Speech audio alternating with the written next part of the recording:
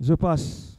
Mon colonel, vous avez déclaré dans votre interrogatoire que vous aviez fait un compte-rendu au chef de l'État, le capitaine Moussa Dadis Camara, ce jour. Oui ou non? J'ai déjà répondu. D'accord. Techniquement, est-ce qu'il y a un compte-rendu sa mission?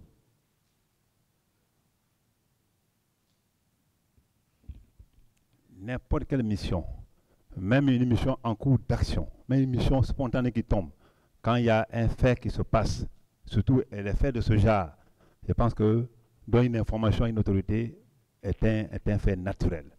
Nous, on donne l'information, c'est ce qu'on appelle dans nos jargons compte rendu. Il ne faut pas coller ça à autre chose. Si Non. vous comprenez autre chose, je pense que j'ai déjà répondu à ça. Non. Donner l'information et faire un compte rendu font deux. Nous, on ne donne pas l'information à un chef. Quand on est chef, on te fait le compte rendu. Voilà. Mais le compte rendu suppose que vous on avez reçu une mission. On ne salue pas. Le compte rendu suppose que vous avez reçu une mission. Vous avez exécuté la mission et vous faites le compte rendu. Oui ou non? Pas du tout. Pas du tout. Il faut vous renseigner très bien. Je suis surpris, mon colonel.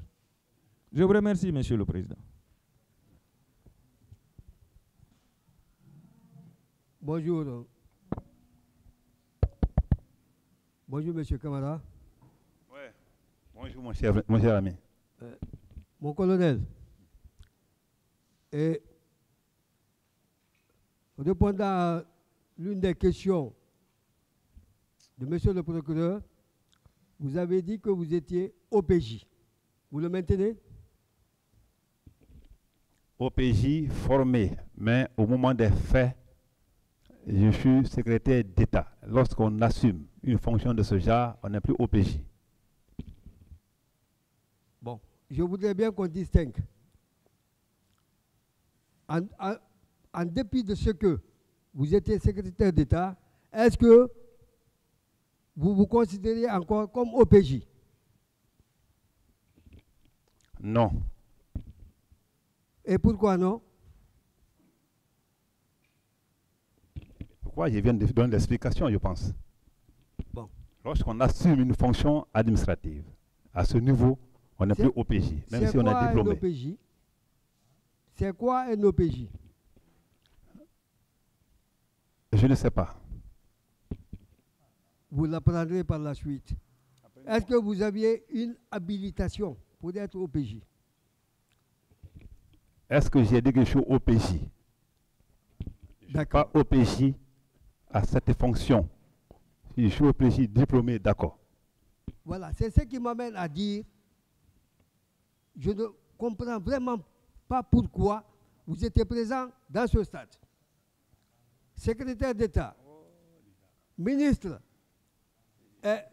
patron des services spéciaux, vous étiez versé dans la lutte contre la drogue, contre le grand banditisme, contre la criminalité. Vous étiez membre du CNDD. Comment se fait-il que, en toutes ces qualités-là, il n'y a que vous qui étiez là-bas, pendant qu'il y avait d'autres membres du CNDD? Qu'est-ce que vraiment qui vous a motivé à être présent là-bas ce jour-là? Moi, vraiment, je pose toujours cette question-là. Est-ce que cela a trait entre si je suis OPJ ou pas? Et j'ai bien expliqué cette question, ça a été bien compris, je pense que je reviens là-dessus. Bon, je ne suis pas d'accord, mais j'accepte votre réponse. D'accord, tant mieux. Et quel risque auriez pu vous auriez pu courir en revenant au stade sauver d'autres personnes? Parce que vous avez déclaré, vous n'aurez jamais pris le risque, ou plutôt vous n'avez pas pris le risque de revenir parce que vous-même, vous craignez pour votre vie. Quel risque? Merci mon ami, merci Maître Poutot. Alors, c'est une bonne question parce que je pense que c'est moi qui ai minimisé les risques. Ceux qui ont pesé les risques ne sont pas venus. Sinon, à 3 km, on devait coaliser ce jour là-bas. Tous les officiers, en ce moment, au commandement, devaient coaliser au stade. Je pense que ça allait minimiser beaucoup de choses. Mais comme moi, je n'ai pas calculé ça, j'ai j'ai négligé ma propre sécurité au profit des autres. C'est pourquoi je suis venu sauver des gens que j'ai pu sauver. Vous dites, vous n'avez pas agi comme les autres. Relativement au risque, vous dites, vous avez minimisé le risque. Quel est ce risque-là? Non, mais vous dites que retourner dans un stade où ça tire, ça c'est déjà, quand on entend le coup de fusil, parce que nous sommes en paix ici, quand ça entend d'utiliser, chacun va chercher à placer sa chaise. Pour te dire que celui qui a entendu ça, il est venu. Ceux qui ont entendu, comme officier, comme moi en ce moment, ils ne sont pas venus. Alors là, je pense que c'est eux qui avaient raison, parce qu'ils ont calculé le risque. Moi qui suis venu, si je mourais ce jour-là, le Guinéen serait mitigé entre le corps d'un criminel ou d'un assistant ou un sécuriste.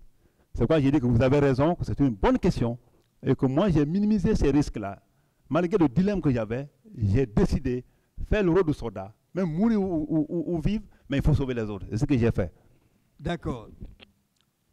Vous êtes venu spontanément au stade parce que votre devoir de soldat vous a assigné à vous y présenter. Alors, les leaders que vous avez sauvés, ils étaient à quel endroit? Les leaders, ils étaient à quel endroit? Merci, j'ai déjà répondu à ça. Vous pouvez, s'il vous plaît? Non. D'accord. Ils étaient ensemble, les leaders que vous avez sauvés, ils étaient ensemble, ou bien chacun était de son côté? Ça aussi, ça a été répondu, monsieur. Maître, s'il vous plaît. Après les avoir sauvés, entre guillemets, puisque c'est votre devoir de soldat qui vous y a amené. Donc c'est une décision personnelle qui n'avait rien à voir avec vos grades et puis tout ce qui s'ensuit. Avez-vous rendu visite à un seul d'entre eux? Je n'ai pas compris. Vous les avez sauvés par humanisme, parce que c'est votre devoir de soldat qui vous a interpellé. Vous n'êtes pas venu au stade sur la base d'une mission. Donc, c'est humainement et votre devoir de soldat qui vous a interpellé, ce qui vous a permis de les sauver. On est d'accord? Alors, est-ce que par la suite, vous leur avez rendu visite?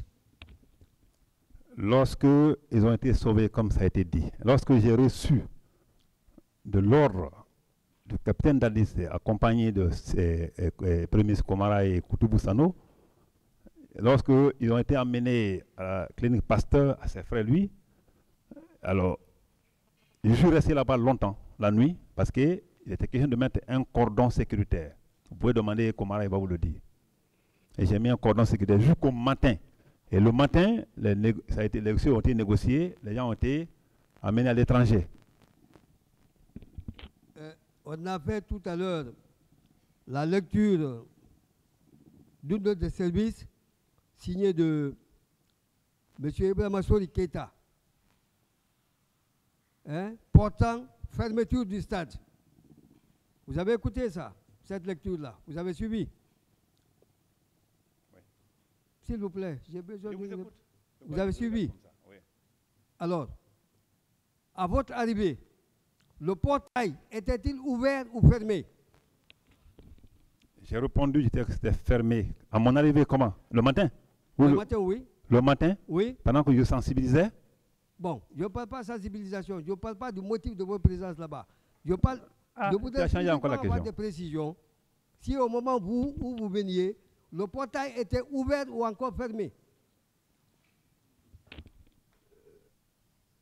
Je ne comprends pas réellement ce que vous voulez. Posez la question telle que ça doit se poser. Je ne comprends pas. D'accord. Je vais m'y évertuer. Quand vous êtes arrivé au stade, le portail est-il fermé ou non? Je suis arrivé au stade 2 fois. C'est pourquoi je voulais que vous me précisiez dans le temps. Le matin, ça a commencé par le matin. Le matin, j'ai dit sûrement oui, parce qu'il y avait personne, c'était fermé, c'est sûr. Non, sûrement oui. Ouais. Ça peut sûrement non. Avez-vous constaté si c'était fermé ou non?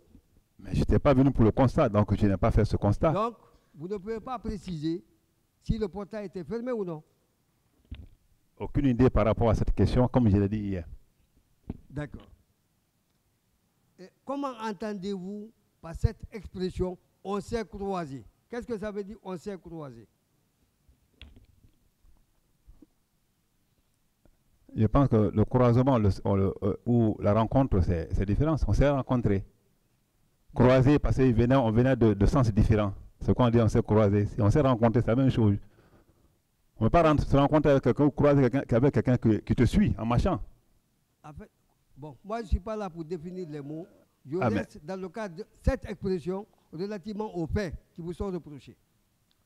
Lorsque vous dites certains de vos éléments étaient restés derrière pour sécuriser les commerces, tout ce qui s'ensuit, et que par la suite, il est aussi avéré que certains de vos éléments étaient devant, est-ce une façon de les sécuriser ou une façon justement de pouvoir contenir les manifestants pour les prendre en otage? En fait, c'est ça. S'il vous plaît, si vos éléments sont devant et derrière, alors que les manifestants sont au milieu, c'est ce que vous appelez sécurisation. C'est ça la sécurisation? C'est une question? Oui, évidemment.